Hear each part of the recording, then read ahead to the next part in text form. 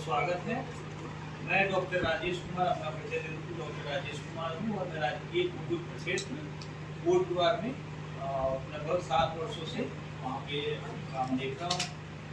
और इन्होंने मुसाई जी ने जैसा कि बताया, पोल्ट्री वैली स्कीम चल रही है हमारी, जिसमें आपको इन्होंने बताया कि 25 से 30 रुपए आपको सब्सिडाइज रेट में एओसी मिलेंगे। ठीक है, तो क्यों मिलेंगे?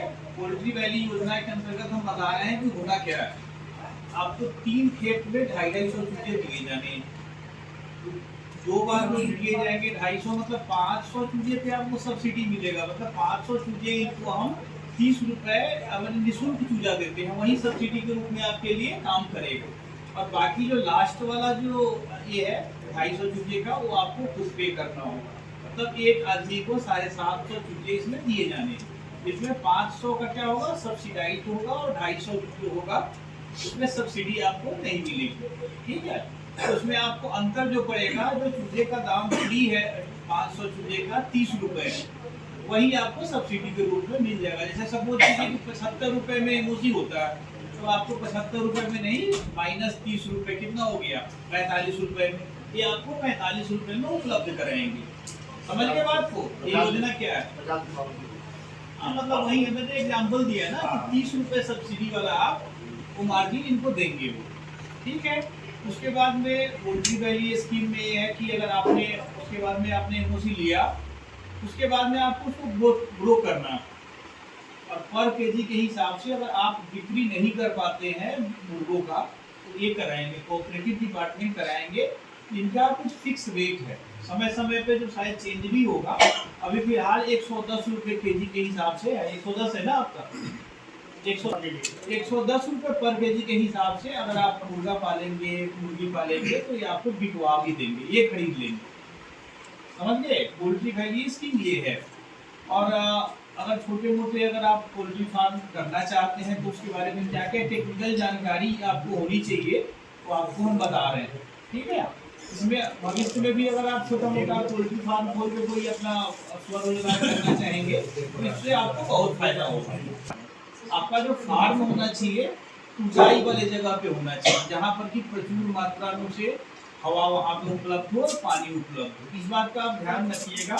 मुर्गी बाड़ा आप जहाँ भी बनाए, थोड़ा ऊंचाई वाले जगह पे, ताकि जल का जमाव वहाँ नहीं हो और वहाँ पे फ्रेश वाटर और एयर मिलता रहे। फार्म का शेड होना कैसा चाहिए, ये है इसका जो लॉन्ग एक्सिस, जिसको लंबाई बोलते हैं, पूरब से पश्चिम की तरफ से होना चाहिए। जैसे इसमें है पूरब और पश्चिम, यही है इसका लॉन्ग एक्सिस। और क्यों होता है इसका लंबाई जो होना चाहिए पूरब पश्चिम से, इसलिए होना चाहिए कि बर्ड्स के ऊपर जो होता है, मुर्गियों के ऊपर डायरेक्ट सनलाइट, मतलब गर्मी नहीं पड़े उसको।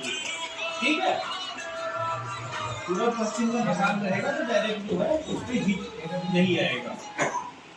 और अगर आप एक से अगर ज्यादा बाड़े बनाना चाह रहे हैं, सपोज कीजिए आप 4000 5000 बर्ड्स ऐसे पालना चाह रहे हैं, तो कम से कम एक बात ध्यान रखिएगा कि दोनों सेट के बीच में जो डिस्टेंस होना चाहिए 20 मीटर का जरूर होना चाहिए। हाइट भी एक आइडियल माना जाता है, फाउंडेशन से छत तक का वो कम से कम आपको 3 मीटर का रखना है। ज्यादा हाइट भी जरूरत नहीं है और कम भी होगा तो उसमें वेंटिलेशन की दिक्कत आएगी।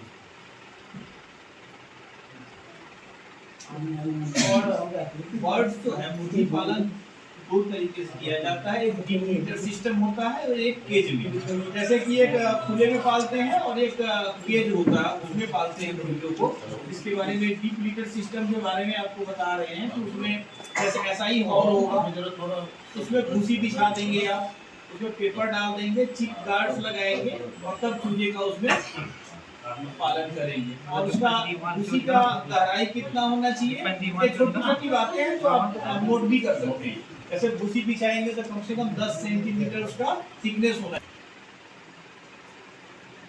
अब 3 स्टेज पे मैनेजमेंट बर्ड्स का किया जाता है। एक तो चिक मैनेजमेंट है, उसके बाद है ग्रोवर मैनेजमेंट, और तीसरा होता है लेयर या ब्रीडर मैनेजमेंट।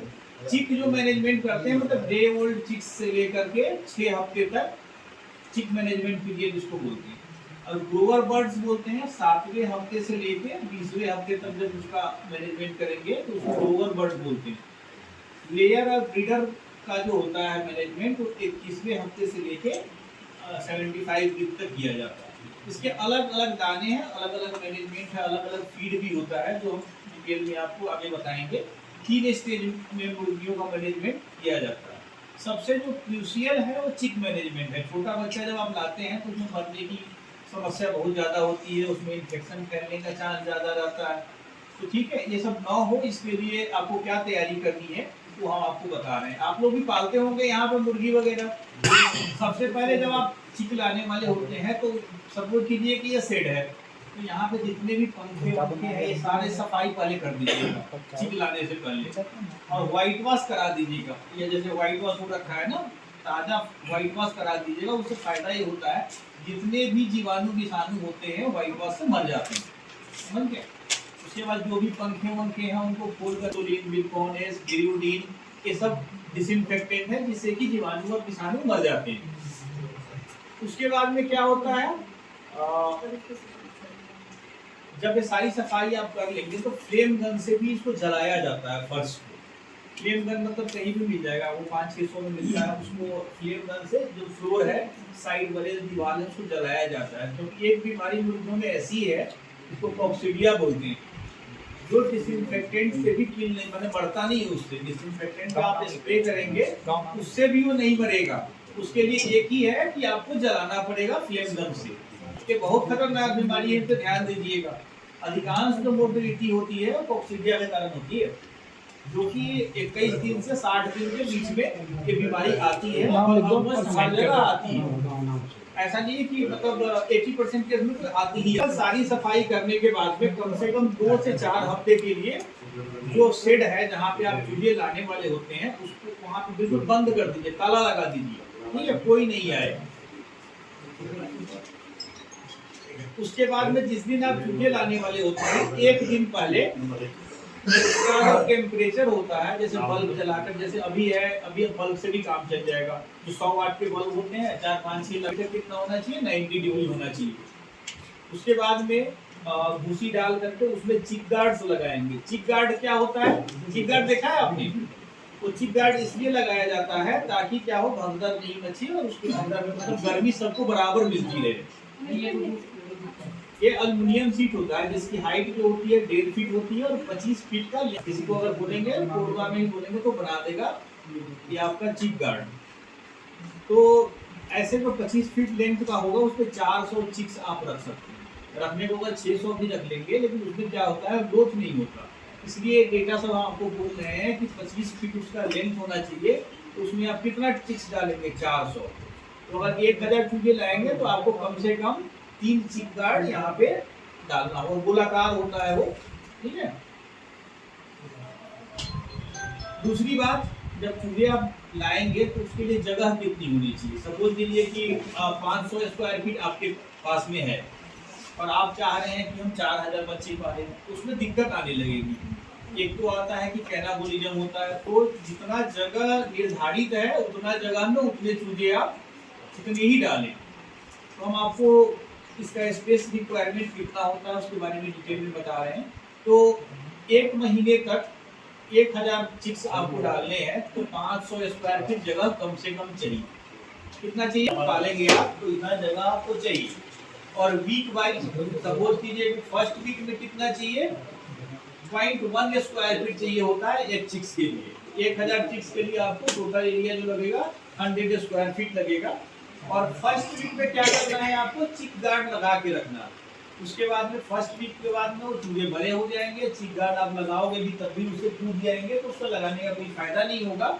तो चिक गार्ड 1 वीक के बाद में, 1 वीक के बाद में आप रिमूव कर देना। सेकेंड वीक में जो इसका स्पेस रिक्वायरमेंट है वो 0.25 स्क्वायर फीट है और थर्ड वीक में 0.5 स्क्वायर फीट है और फोर्थ में भी 0.5 स्क्वायर फीट है, ठीक है। तो 1000 चिक्स के लिए कितना हो गया, 1 महीना अगर आपको पालना है तो 500 स्क्वायर फीट कम से कम आपको एरिया देना होगा। नहीं दीजिएगा तो उसका ग्रोथ सही नहीं होगा और एक दूसरे को मारने लगेंगे, जिसको कैनाबोलिज्म बोलते हैं। उसको घायल करने लगते हैं, जगह की कमी के कारण एक दूसरे से लगे हुए रहेंगे और एक दूसरे को मारने लगते हैं। उसके बाद में आप कुछ क्राइटेरिया है कि आप फीडर कितना लगाएंगे, ड्रिंकर कितना लगाएंगे। तो फर्स्ट वीक में आपको 1000 बर्ड्स के लिए 2.5 kg वाला जो छोटा फीडर आता है 20 लगाने हैं। अगर आपने 1000 चिक्स पालने हैं तो 20 आपको 2.5 kg वाले फीडर लगाने पड़ेंगे। फीडर तो ही आते हैं, 2.5 kg वाले आते हैं और 8 kg वाले आते हैं, ठीक है। तो आपका छोटा वाला बोलोगे तो आप 2.5 kg का देंगे और 2.5 kg वाले 1000 चिक्स के लिए आपको फर्स्ट वीक में 20 लगाने हैं। सेकेंड वीक में आपको 30 लगाने हैं, 10-10 बढ़ाते जाओ। थर्ड वीक में 40 लगाने हैं और फोर्थ वीक में 50 लगाने हैं 2.5 kg वाले फीडर 1000 चिक्स के लिए। तो इसलिए बता रहे हैं कि आगे जाकर के जब बड़े हो जाते हैं तो ज़्यादा समस्या नहीं आती है, मेन दिक्कत आती है 1 महीने तक पालने में। इसलिए इसका बहुत ध्यान रखें आप लोग। अगर सपोज कीजिए कि आपने फीडर कम लगाया है, एक हफ्ते में 20 लगाना है, आपने लगाया कितना 1000 चिक्स के लिए 10, तो सब दाना नहीं खा पाएंगे, उसमें फीडर कम रहेगा, कुछ खा लेंगे ज़्यादा और कुछ भूखे रह जाएंगे। जो भूखे रह जाएंगे एक दूसरे को मारने लगेंगे, तो फिर उसको कैनाबोलिज्म बोलते हैं। मुर्गियाँ आपकी बढ़ने लगेंगी, एक दूसरे को मारेंगे। तो इसलिए कितना फीडर कितना ड्रिंकर लगाना है ये भी नोट करने लायक चीज़ है। जनरली जो लगा देते हैं तो इसको नोट कर लेंगे तो फायदा रहेगा। और 3 लीटर वाला ड्रिंकर जो आपको लगाना है 1000 चिक्स के लिए, तो फर्स्ट वीक में आपको लगाना है 20, सेकेंड वीक में लगाना है 30, थर्ड में 40 और फोर्थ में 50। ये 3 लीटर वाला ड्रिंकर कितना लगेगा, ये सब आ भी रहा है, यहाँ से भी आप लोग नोट कर सकते हैं। और मैं बता अब आगे चलते हैं, फीड रिक्वायरमेंट कितना लगेगा आपको। जैसे फर्स्ट वीक में कितना ग्राम देना चाहिए, जनरली क्या करते हैं आप लोग दे देते हैं, जितना खा लिया, नहीं खाया नहीं खाया। फर्स्ट वीक में आपको एक चूजे के हिसाब से आपको देना पड़ेगा 15 ग्राम फीड, ठीक है। 1000 चिक्स के लिए आपको 105 kg फीड आपको फर्स्ट वीक में लगेगा। सेकेंड वीक में आपको 25 ग्राम के हिसाब से देना है। सपोज कीजिए कि 1000 है तो आपको 175 kg दाना सेकेंड वीक में आपका लग जाएगा। थर्ड वीक में आपको 35 ग्राम के हिसाब से देना है उसको दाना, तो 245 kg लगेगा आपको 1000 चिक्स के लिए। फोर्थ वीक में आपको 45 ग्राम देना है पर बर्ड के हिसाब से। ऐसे करके आप 10-10 ग्राम हर हफ्ते में आपको बढ़ाते जाना, ठीक है, जब तक कि 140 ग्राम नहीं आ जाता। 140 ग्राम जिस दिन आ जाएगा उसके बाद उससे आगे नहीं जाना, 140 ग्राम ही रखेंगे, समझ गए, उससे ज़्यादा जाने की जरूरत नहीं है। अगर आप कम फीड देंगे, जितना आपने मैंने बताया उससे कम देंगे तो भूखे रह जाएंगे, और फिर वही वाली समस्या जो कॉमन समस्या है कैनाबोलिज्म, जब भूखे रहेंगे तो एक दूसरे को मार के खाएंगे। दूसरा यह है कि जब फीडर में आप दाना डालेंगे तो उसमें 1/3 ही फीड करना है आपको,